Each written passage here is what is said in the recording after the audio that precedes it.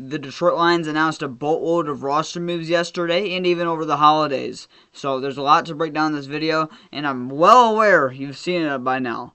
But the Detroit Lions are bringing back Teddy Bridgewater. From Ian Rappaport, comeback. High school state championship winning coach and NFL quarterback Teddy Bridgewater is coming out of retirement and is expected to sign with the Detroit Lions, sources tell the insiders. Bridgewater appeared on NFL Network and revealed his plans to play again, back to Detroit. Teddy Bridgewater is back as a Detroit Lion. That is official. The Detroit Lions announced it a couple hours after that post came out. Matter of fact, let me pull it up here because they announced another one with it as well. There's a whole bunch of stuff I have saved on this bookmarks here. This video is going to be a little bit longer. I'll give you a fair warning right now. This is it. The Lions have signed quarterback Teddy Bridgewater to the 53-man roster and the linebacker Deron Gilbert to the practice squad. Now, if you remember, we signed Deron Gilbert at the beginning of the draft class for UDFAs. He was one of our UDFAs that we picked up. I believe he signed around 12 to 14 or somewhere around there. He was one of them. He played through training camp, and then I think late in training camp he got hurt, was waived with an injury settlement, never came back. He didn't play in the preseason or all at anything. So apparently I did hear some things that he was playing pretty well during training camp, but again, we never got to see him during the preseason, so I'm assuming the Lions are bringing him back for special team use and to just develop him for potentially next year if we lose guys like Derek Barnes and all of them to free agency.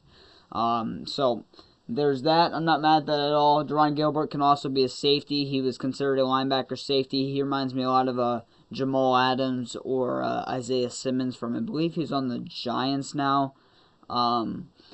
He reminds me a lot of those two guys who can play a linebacker and safety. So I like both of those moves quite a bit. Now, Teddy Bridgewater is interesting. I really like the move, him coming back to Detroit. I'm a little bit surprised by it, not going to lie. Now, my question to you is Teddy Bridgewater going to be quarterback 2 for the rest of the season?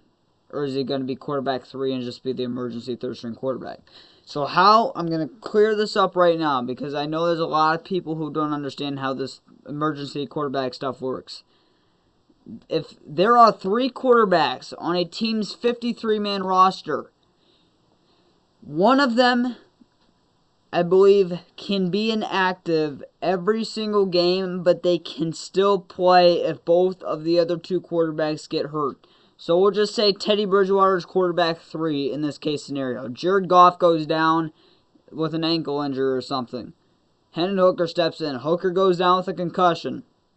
Teddy Bridgewater would be allowed to come in even though on the game day inactive active list he would be ruled out. He would be able to come back in from how the emergency third-string quarterback rule works.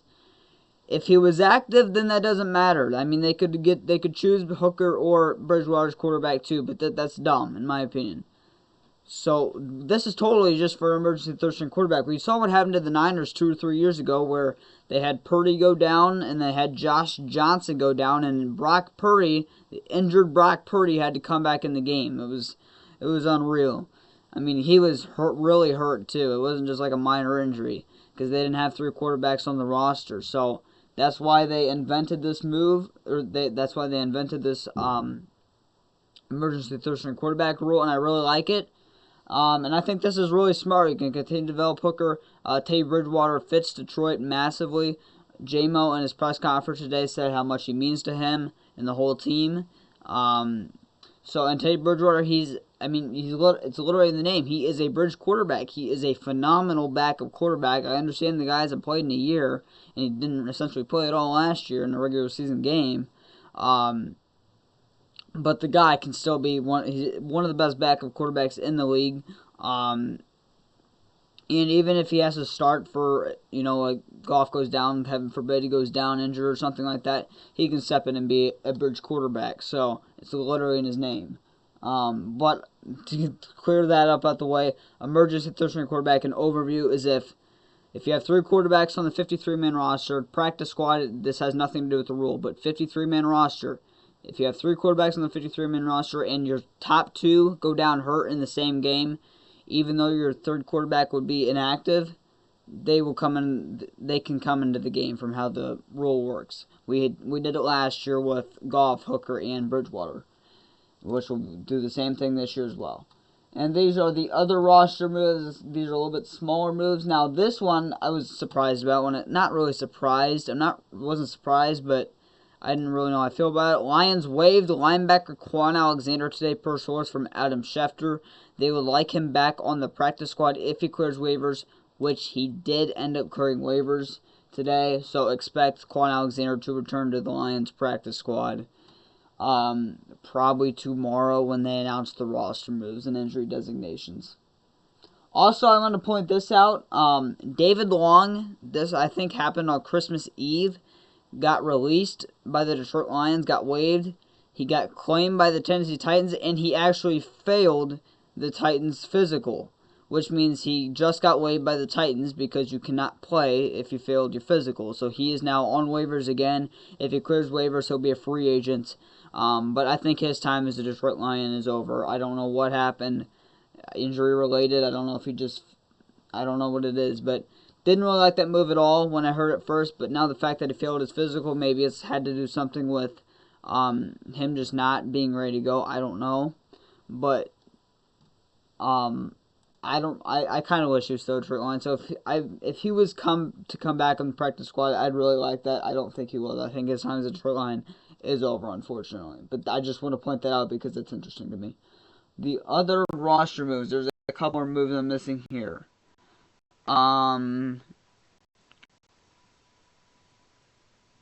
Yep, here's two more roster moves the Lions made. I told you, they made a lot of roster moves. Lions have re-signed defensive tackle Chris Smith to the practice squad. I think they also released him. I didn't make a video about it, but they did release him from the 53-man roster, and they did bring him back on the practice squad. They did this last year, I think, with him. It was him or somebody else where they were just signing him to the 53-man roster and releasing him every other week. It was unreal. I think it was him last year, too. It's just something about him and that. I don't understand what it is. I feel like it was somebody else last year. Leave it in the comments down below, but I'm pretty sure it was Chris Smith. I'm trying to think because it drove me crazy last year when they kept doing this. And it's driving me crazy now because I know the guy's never going to stay on the 53-man roster. I know he's going to stay on the team the whole season. But I know he's not going to be on the 53-man even if he gets signed because that's just what they do with him. Not mad at it. I don't understand. It drives me crazy because they do it literally every other week. And this was the last roster move. They also waived Maurice Alexander. I believe I did make a video about that or mention it in my video. They brought him back to the practice squad. That's from Aaron Wilson. So, those are all the roster moves the Detroit Lions made. Now, the Detroit Lions, of the making of this video, on December 27th at 8:30 Central Time, the Lions have 2 spots open on the 53-man roster, and I know for a fact the Lions have 2 spots open on the 53-man roster, and I believe the Lions have 1 spot open on the practice squad. Now, that 1 spot on the practice squad is probably going to be for Quan Alexander. Now, if we don't...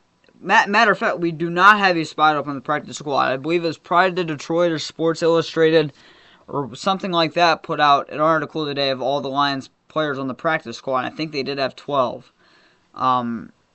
So, maybe not. Now, if that's the case, we're probably going to release somebody, and don't be surprised if it's Jamal Adams, because Jamal Adams, he got elevated twice. I don't know if he didn't impress or what, but I'm starting to think that Jamal Adams might not be on the team to start the playoffs. I don't know. I don't really know what's going on there. I mean, it could also be. I don't know. I have really no clue. I guess it could be maybe the new cornerback that we brought in a week ago. I don't think I ever talked about him. Stanley Thomas Oliver or something like that is his name.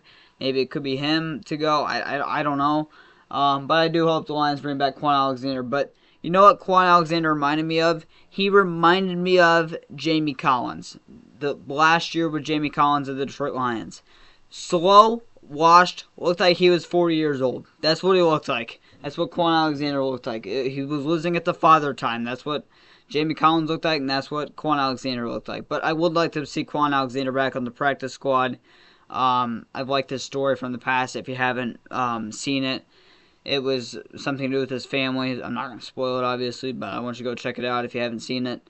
So I really like the guy as a person. And he was a very good linebacker in the past, and he can bring a lot of mentorship to that linebacker room. So I would like him back on the practice squad, and he will probably come back. But yeah, I also want to point this out as well. I'm going to make a video about this. This will be coming out after this video. Not that. Not Aaron Wilson. From Aaron Wilson. Unclaimed off waivers. Shaq Barrett and, like I said, Quan Alexander. Shaq Barrett, alright, he got released by the Dolphins. Which means he can play again this season. If he got claimed, he was still done for the year from how the rules work. But if he passed through waivers like he did, he can sign with any team and play again this season. So this is huge. Again, we have 2 spots open on the 53-man roster. One of them, in my opinion, for sure is going to be for Jalen Reeves-Maybin. His window has been opened about a week and a half ago. He should be ready to go this week. Khalif Raymond's window also got opened the other day. I believe 2 days ago. He's practiced all week. I doubt he's ready to go this week. But maybe he is ahead of schedule, and he is. But I don't think so. Which means the Lions would still have 1 spot open on the 53-man roster. Jalen Reeves-Maybin would take up the 1 spot, but we would still have 1 spot left. Could be for Shaq Barrett. Check out my video coming out after this.